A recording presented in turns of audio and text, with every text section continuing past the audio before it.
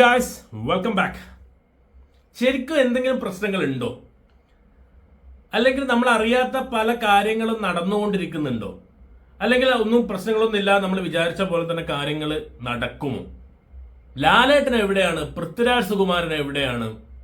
Lyca production, Aashirvad, pan India promotions, Empuraan, March 27 എന്ന് വേണ്ട social മീഡിയയിൽ ഇപ്പോൾ ചൂടേറിയ ചർച്ച നടന്നുകൊണ്ടിരിക്കുകയാണ് എംപുരാന്റെ വിഷയത്തില്. അപ്പോ 2-3 വീഡിയോ ഞാനും കണ്ടു.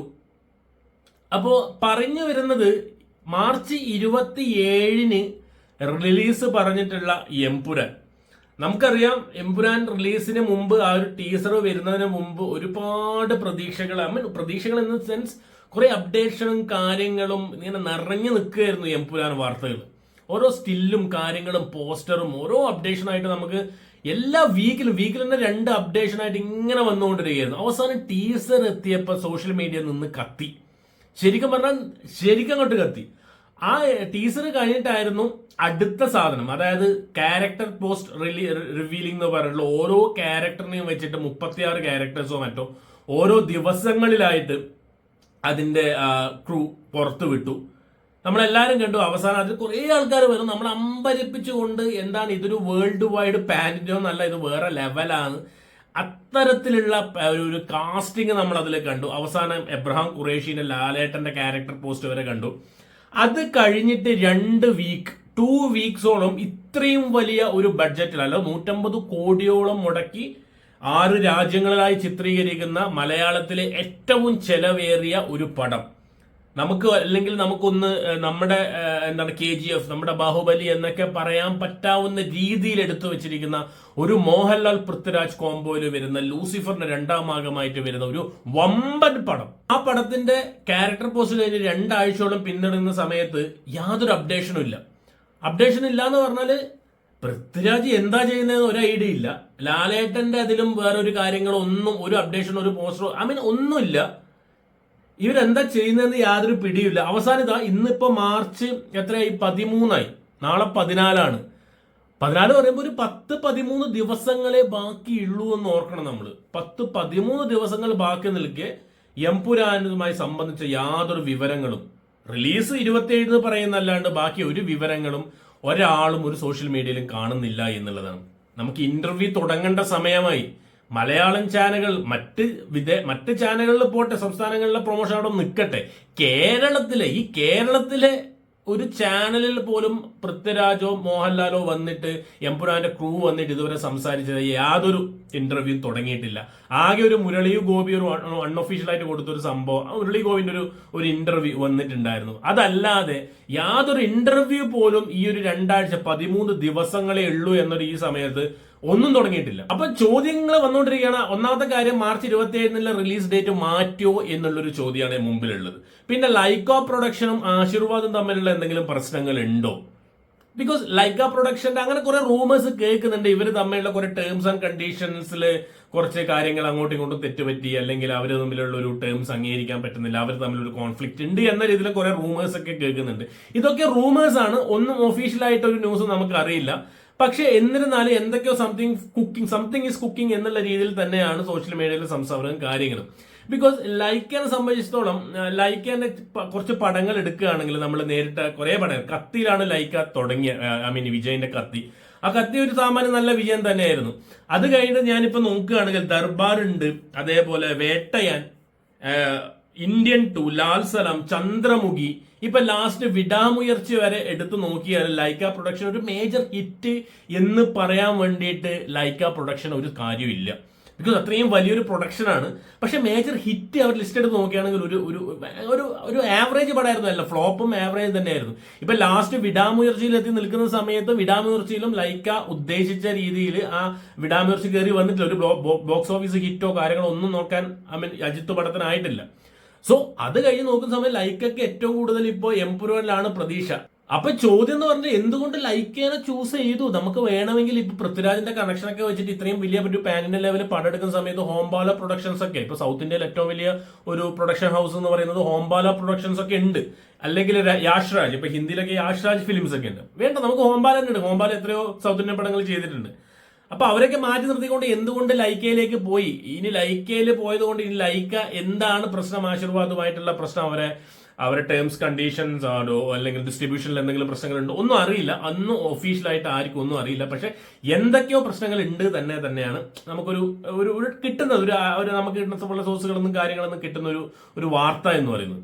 എന്റെ ഒരു പേഴ്സണൽ ഒപ്പീനിയൻ പറഞ്ഞാൽ ഇപ്പൊ പാൻ ഇന്ത്യൻ എന്നൊരു സംഭവം വന്നതിന് ശേഷം ഒരുപാട് പടങ്ങൾ മിക്ക ഇൻഡസ്ട്രീസും പറഞ്ഞാൽ ഒരു പാൻ ഇന്ത്യൻ പടമാണ് അവർ ഉദ്ദേശിക്കുന്നത്. ഇപ്പോൾ സൂപ്പർ സ്റ്റാറിനെ വെച്ചിട്ട് മെഗാ സ്റ്റാറിനെ വെച്ചിട്ട് പടം പിടിക്കുന്ന സമയത്ത് അത് എങ്ങനെയാലും ഇന്ത്യയിലെ മൊത്തം മാർക്കറ്റ് നമുക്ക് കീഴ്പ്പെടുത്താം, അല്ലെങ്കിൽ റീച്ച് ആ മൊത്തം മാർക്കറ്റിലേക്ക് എത്തിച്ച് മാക്സിമം പ്രോഫിറ്റ് എടുക്കുക എന്നുള്ളൊരു കൊമേഴ്ഷ്യൽ ഉദ്ദേശത്തോടു കൂടിയാണ് പല സൂപ്പർ സ്റ്റാർ പടങ്ങളും ഇപ്പം പാൻ ഇന്ത്യ എന്നുള്ളൊരു സംഭവത്തിന് ശേഷം ഇറങ്ങുന്നത്. ഇപ്പൊ നമുക്ക് ഫോർ എക്സാമ്പിൾ ഇപ്പൊ KGF നമ്മുടെ കന്നഡയിൽ ഇറങ്ങി, അതൊരു അപ്രതീക്ഷിത ഹിറ്റ് ആയിരുന്നെങ്കിൽ കൂടി KGF 2 വന്നു, പുഷ്പ 2 വന്നു, ബാഹുബലി, RRR, കൽക്കി തുടങ്ങിയ പടങ്ങൾ എടുത്തു വച്ചിരിക്കുന്നത് അവർ പാൻ ഇന്ത്യ ആണ്. ഈ പാൻ ഇന്ത്യൻ ആ ഒരു മാർക്കറ്റ് കണ്ടിട്ട് തന്നെയാണ് അവർ അത്തരത്തിലുള്ള പ്രൊമോഷൻസും മാർക്കറ്റിംഗ് കടന്നു വന്നതും, അല്ലെങ്കിൽ ആ മാർക്കറ്റിംഗ് നടത്തിയതും പ്രൊമോഷൻസ് നടത്തിയതും. ബിക്കോസ് ഇന്ത്യൻ മാർക്കറ്റ് പറഞ്ഞാൽ ദാറ്റ്സ് എ ഹ്യൂജ്. ഹിന്ദിയിലാണെങ്കിൽ, കന്നഡയില്, തെലുങ്കില്, തമിഴില്, മലയാളത്തില് എന്ന് വേണ്ട ആ ഫിലിം ഇൻഡസ്ട്രി മൊത്തം അങ്ങോട്ട് കീഴ്പ്പെടുത്താൻ നമുക്ക് റീച്ച് ഔട്ട് ചെയ്യാൻ കഴിഞ്ഞാൽ അത്രയും വലിയ ഭാഗ്യം വേറൊന്നുമില്ല. ബിക്കോസ് അത്രയും ലാഭം, പ്രോഫിറ്റ് ആണ് നമുക്ക് കിട്ടാൻ പോകുന്നത്. അത് നമുക്ക് പുഷ്പ 2 എന്ന് പറഞ്ഞൊരു സിനിമ തെളിയിച്ചു കഴിഞ്ഞു. അല്ലു അർജുന്റെ ആ ഒരു പുഷ്പ 2ന്റെ മാർക്കറ്റിംഗ് ടീമാണ് ഈ 2000 കോടി എന്നുള്ളൊരു ഭയങ്കരമായ ആ ഒരു പടം എന്തും ആയിക്കോട്ടെ, പക്ഷെ അവരുടെ മാർക്കറ്റിംഗ് ഭയങ്കരമായിരുന്നു, ഫസ്റ്റ് ക്ലാസ് ആയിരുന്നു. അത് ആ പ്രൊമോഷൻ തുടങ്ങിയത് പറഞ്ഞാൽ കേരളത്തിൽ വന്നു, തമിഴ്നാട്ടില്, അല്ലെങ്കിൽ തെലുങ്കാനയില്, നോർത്ത് ഇന്ത്യയില്, പാട്നയില്, ഡൽഹിയില്, മുംബൈയിൽ നിന്ന് വേണ്ട എല്ലായിടത്തും പോയി പുഷ്പ 2 തരംഗം, എല്ലായിടത്തും തരംഗം. അതേപോലെ തന്നെ ബാഹുബലിയും കയറി വന്നത്, KGF 2 എല്ലാം എടുക്കുന്ന പടങ്ങളെല്ലാം ഇപ്പൊ സൗത്ത് ഇന്ത്യ, പ്രത്യേകിച്ച് മലയാളം ഒഴികെയുള്ള എല്ലാ സിനിമ ഇൻഡസ്ട്രി എടുക്കുന്നത് അതേപോലെ തന്നെയാണ്. ബിക്കോസ് അവർക്ക് അതിനുള്ള കോസ്റ്റ് ഉണ്ട്, അത്രയും വലിയ പടങ്ങളാണ് അവർ എടുക്കുന്നത്. അവർക്ക് പ്രൊമോഷന് വേണ്ടിയിട്ടോ മാർക്കറ്റിന് വേണ്ടിയിട്ടോ ഒരു മാസം മുമ്പേ അവർ കാര്യങ്ങൾ വെച്ച് തുടങ്ങും. എല്ലാം ഇന്റർവ്യൂസും ഇവിടെയും അവിടെയും പ്രൊമോഷൻസും കാര്യങ്ങളും എല്ലാം. ബിക്കോസ് ആ ഒരു സംഭവം പിടിക്കാനാണ്. അത് പിടിച്ചു കഴിഞ്ഞാൽ അവർക്ക് ഹ്യൂജ് നേട്ടമാണ്. 100 കോടി 50 കോടി ഒന്നും അല്ല, 500 കടന്ന് 1000 കടന്ന് 2000 കോടിയിലേക്കാണ് കാര്യങ്ങൾ പോകുന്നത്. സോ അങ്ങനെയൊരു സ്കോപ്പ് ഉണ്ട് ശരിക്കും പറഞ്ഞാൽ എല്ലാ സിനിമകൾക്കും, മെഗാസ്റ്റാർ സിനിമകൾക്കൊക്കെ, ഒരു പാനിന്റെ സ്വഭാവമുള്ള സിനിമകൾക്ക്.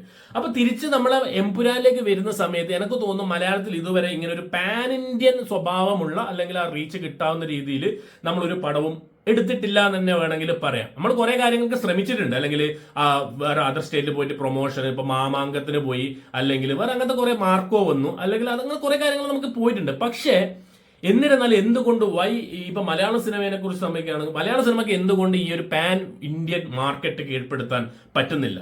ഒന്നാമത് അതിനുള്ള ഒരു സ്റ്റോറിയോ സ്ക്രിപ്റ്റോ, അല്ലെങ്കിൽ പാൻ ഇന്ത്യൻ പ്രേക്ഷകരെ സംതൃപ്തിപ്പെടുത്താനുള്ളൊരു അത്തരത്തിലുള്ള ഒരു സംഭവങ്ങൾ ഒരു മലയാള സിനിമയിൽ ഉണ്ടാവുന്നില്ല. അത്രയും ഹ്യൂജ് ബഡ്ജറ്റിൽ വരുന്ന ഒരു സിനിമകൾ, അത്രയും മെഗാ സ്റ്റാറിന് വെച്ചിട്ടാണെങ്കിലും ഒരു അക്സെപ്റ്റൻസ് ഉണ്ടല്ലോ, അതില്ല.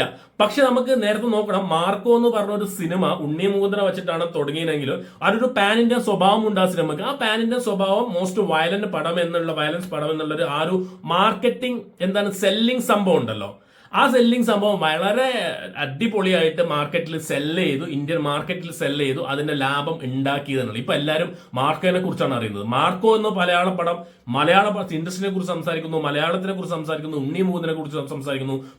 ഉണ്ണി മുകുന്ദൻ ഒരു പാൻ ഇന്ത്യൻ സ്റ്റാർ ആയിട്ട് പാടും. Because that's A power of A cinema, ഇത്രയും മാർക്കറ്റ് പിടിക്കാൻ കഴിഞ്ഞു എന്നുള്ളത്. അപ്പൊ ഞാൻ പറഞ്ഞു വരുന്നത്, എംപുര എന്ന് പറഞ്ഞൊരു സിനിമ അതിനേക്കാളും മികച്ച രീതിയിൽ എന്താണ് പറഞ്ഞത്, ഒരു പാൻ ഇന്ത്യൻ കണ്ടന്റ് ഉള്ള, ഇത്രയും മാത്രം കോണ്ടന്റ് ഉള്ള ഒരു സിനിമ.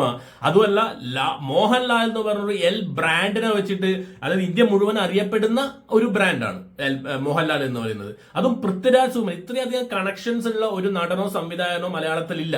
അതും ലൈക്ക പ്രൊഡക്ഷനോ ഒക്കെ ആയിട്ട് ഇത്രയും ഹെവി ആയിട്ട്, ഹ്യൂജ് ആയിട്ട്, മലയാളം ഇതുവരെ കാണാത്ത രീതിയിൽ പ്രൊഡക്ഷൻ ഹൗസിലേക്ക് വന്ന് ചെയ്യുന്ന സമയത്ത് why they are lacking something lacking അല്ല, എന്ത് സംഭവിക്കുന്നതെന്ന് മനസ്സിലാവുന്നില്ല. ഇത്രയും വലിയൊരു അവസരം എനിക്ക് ഉണ്ടോന്ന് അറിയില്ല. ഇത്രയും മലയാള സിനിമ പാൻ ഇന്ത്യയിലേക്ക് കൊണ്ടുവരാൻ വേണ്ടിയിട്ട് ഇതിലും മികച്ചൊരു അവസരം ഐ ഡോണ്ട് നോ ഇനി ഉണ്ടാവുമോ എന്നുള്ള എനിക്കറിയില്ല. പക്ഷെ ഇപ്പോൾ ഇതുവരെ മലയാള സിനിമ ഇതുവരെ കാണാത്ത രീതിയിലുള്ള ഒരു അവസരമാണ് ഇത്.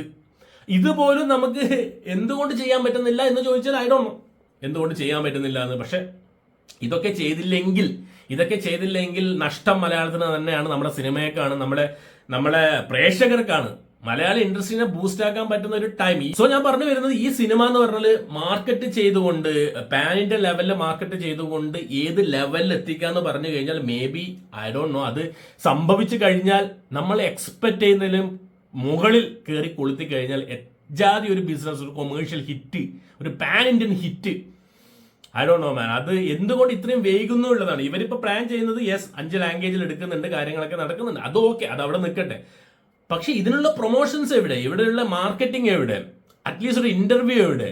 കേരളത്തിലെ ഇന്റർവ്യൂ കഴിഞ്ഞിട്ട് വേണം അടുത്ത ഇപ്പൊ തമിഴ്നാട്ടിലോ ബാംഗ്ലൂരിലോ അല്ലെങ്കിൽ നോർത്ത് ഇന്ത്യയിലോ പോയിട്ട് ഇന്റർവ്യൂ എടുക്കാൻ വേണ്ടിയിട്ട്.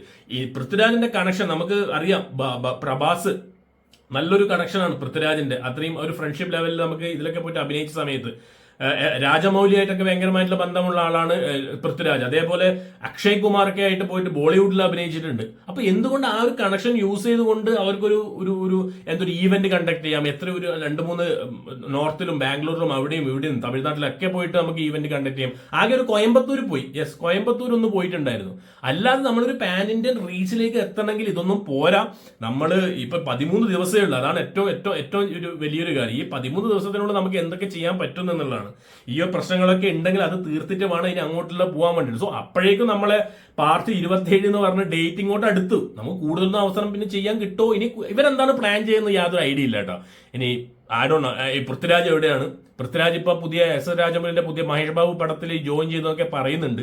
ഇനി അത് കഴിഞ്ഞിട്ടാണ് മൂപ്പർ ഉദ്ദേശിക്കുന്നത്. അത് കഴിഞ്ഞിട്ടാണെങ്കിൽ റിലീസ് ഡേറ്റ് മാർച്ച് 27 ഉണ്ടാവാൻ സാധ്യത ഇല്ല എന്ന് തന്നെയാണ് എന്റെയും ഒരിത്. അങ്ങനെയാണെങ്കിൽ സംതിങ് പ്രോബ്ലം, അത് എന്താണെന്ന് അറിയില്ല. പക്ഷെ അത് ഒഫീഷ്യലായിട്ടൊന്നും വന്നിട്ടുമില്ല. അങ്ങനെയാണെങ്കിൽ ഇത് നേരത്തെ റിലീസ് ഡേറ്റ് മാറ്റി എന്നുള്ളൊരു സംഭവം വരട്ടി, ന്യൂസായിട്ട് തന്നെ വരട്ടി. പക്ഷെ ഇതുവരെ അങ്ങനെ ഒഫീഷ്യലി ക്രൂവിന്റെ കയ്യിൽ നിന്നും ഒരു അങ്ങനത്തെ ഒരു ന്യൂസോ കാര്യങ്ങളോ വന്നിട്ടില്ല. ഞാൻ പേഴ്സണലായിട്ട് പറയുന്ന എമ്പുരാൻ എന്ന് പറഞ്ഞൊരു സിനിമ ഇപ്പൊ മോഹൻലാൽ ഈ ഒരു കൂട്ടുകളിൽ വരുന്ന ഇത്രയും ബ്രഹ്മാണ്ഡമായിട്ടൊരു ഒരു പാൻ ഇന്ത്യൻ കോണ്ടന്റ് സംഭവം ഉള്ള ഒരു സിനിമ വെറുതെ റിലീസായിട്ട് പോകുന്നതിൽ എനിക്കും വലിയ താല്പര്യമില്ല. ഇപ്പൊ കേരളത്തിൽ മാത്രം ഹിറ്റ്, ഓക്കെ ഇതിവിടെ ഹിറ്റ് ആവും, അതിൽ യാതൊരു താല്പര്യം ഒരു എക്സ്പ്രഷൻ കുറവോ കാര്യങ്ങളൊന്നും ഇല്ല. പക്ഷെ ഇതൊന്നും അല്ല. നമുക്ക് മലയാള സിനിമ ഒരു പാൻ ഇന്ത്യൻ ലെവലിൽ അറിയപ്പെടണം, അല്ലെങ്കിൽ മലയാളത്തിൽ നിന്നൊരു സിനിമ പാൻ ഇന്ത്യൻ ലെവലിൽ ചർച്ച ചെയ്യപ്പെടണം, അതിൽ ലാലേട്ടനെ കുറിച്ച് ചർച്ച ചെയ്യപ്പെടണം, അവർ കണ്ട് ഞെട്ടണം. ഇതൊരു ബ്രഹ്മാണ്ഡ സിനിമയാണ്, ഹോളിവുഡ് ലെവലൊരു സിനിമയാണെന്നുള്ളത് നോർത്ത് നിന്നുള്ള ആൾക്കാർ കണ്ടിട്ട് അവിടെ അഭിപ്രായം പറഞ്ഞാൽ അവിടെ ഒരു ചർച്ചയാവണം. ബാക്കി അവർ താരങ്ങള് നമ്മളെ ഈ സിനിമ കണ്ടിട്ട് അവർ ഞെട്ടണം. അങ്ങനെയുള്ള ആഗ്രഹം നമുക്കുണ്ട്. പക്ഷെ അതിനൊക്കെ ഒരു നല്ലൊരു കണ്ടന്റ് കാര്യങ്ങൾ വേണം. വെറുതെ നമുക്ക് അങ്ങനെ ചെയ്യാനും പറ്റൂല. പക്ഷെ ഇത് എമ്പുരാൻ എന്ന് പറഞ്ഞ സിനിമ മലയാളത്തിന് ഇതുവരെ കിട്ടിയതിനുള്ള ഏറ്റവും വലിയൊരു ഓപ്പർച്യൂണിറ്റി ആണ്. ഈ ഒരു പാൻ ഇന്ത്യൻ ലെവലിൽ പാൻ ഇന്ത്യൻ മാർക്കറ്റിൽ കയറി കൊളുത്തി പിടിക്കാൻ വേണ്ടിയിട്ട്. പക്ഷെ അതുപോലെ അത് ചെയ്യാൻ പറ്റിയില്ലെങ്കിൽ that's a big loss. That will be a big loss.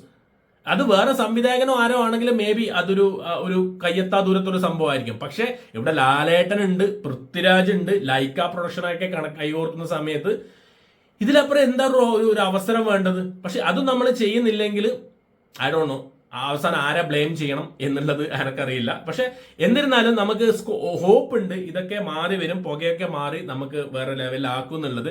പക്ഷെ എത്രയും പെട്ടെന്ന് ചെയ്യണം. അതാണ് നമുക്ക് 13 ദിവസത്തിൽ നമുക്ക് എന്താ ചെയ്യാൻ പറ്റുക എന്നുള്ളത് അറിയില്ല. പക്ഷേ ഹാപ്പി ന്യൂസ്, ഗുഡ് ന്യൂസ് വരുന്നത് തന്നെയാണ് നമ്മുടെയും പ്രതീക്ഷ, പ്രേക്ഷകരുടെ പ്രതീക്ഷ. കാണാം.